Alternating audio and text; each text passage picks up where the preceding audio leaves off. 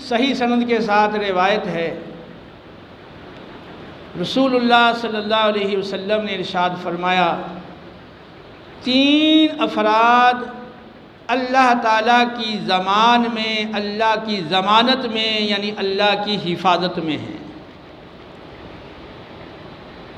वो शख्स जो मसाजिद में से किसी मस्जिद की तरफ अपने घर से निकला,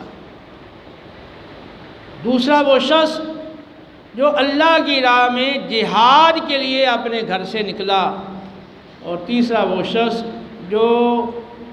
हज की अदायगी के लिए अपने घर से निकला। मोजम कबीर में सही सनद के साथ मरवी है, आप सल्लल्लाहु अलैहि वसल्लम ने इरशाद फरमाया कि जो शख्स